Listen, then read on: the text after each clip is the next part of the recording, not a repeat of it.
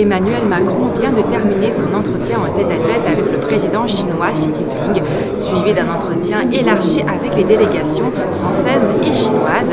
Place maintenant à la cérémonie de signature d'accord. 2 ans après ma dernière visite, en gardant un souvenir de l'accueil exceptionnel que vous nous aviez réservé à Pékin et à Canton. Lors de l'entretien en tête-à-tête entre Emmanuel Macron et Xi Jinping, le président français a rappelé l'importance d'un dialogue constant entre Paris et Pékin dans un contexte géopolitique incertain, appelant à un triple agenda positif: stabilité internationale, rééquilibrage économique et transition environnementale. Il a insisté sur la nécessité d'un multilatéralisme efficace et d'une relation économique plus équilibrée, tout en soulignant les convergences entre les deux pays et la volonté de dépasser les désaccords par la coopération. Le contexte est plein d'incertitudes géopolitiques croissantes.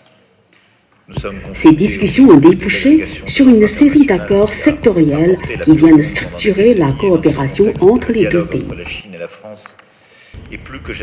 Parmi les principaux engagements figure la reconnaissance mutuelle des diplômes, un accord clé pour faciliter la mobilité étudiante, une déclaration d'intention sur la coopération en matière de vieillissement, de protection sociale et de bien-être, ainsi qu'une lettre d'intention sur la gestion des ressources naturelles. Sur le plan économique, Paris et Pékin signent également une lettre d'intention sur les investissements croisés et un protocole sanitaire ouvrant la voie à l'exportation de luzerne déshydratée vers la Chine. La coopération scientifique est renforcée via 2 accords majeurs impliquant le commissariat à l'énergie atomique, l'un sur la recherche fondamentale et technologique, l'autre sur les applications civiles de l'énergie nucléaire.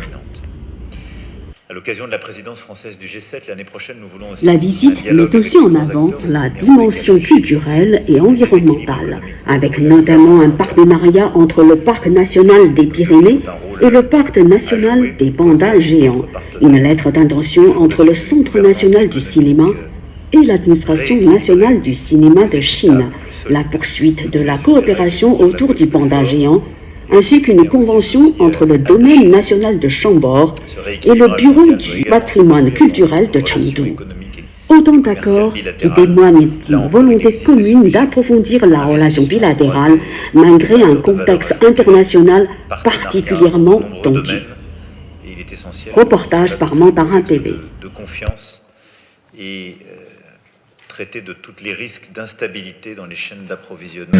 2 ans après ma dernière visite, en gardant un souvenir de l'accueil exceptionnel que vous nous aviez réservé à Pékin et à Canton.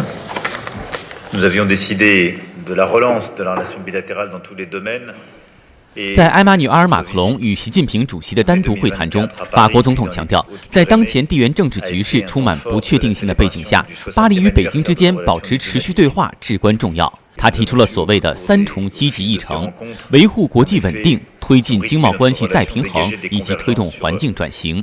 他强调需要有效的多边主义与更加均衡的经贸关系，同时指出两国之间存在诸多共识，希望通过合作化解分歧。此次会谈成果丰硕，双方签署了一系列为双边合作奠定框架的部门协议。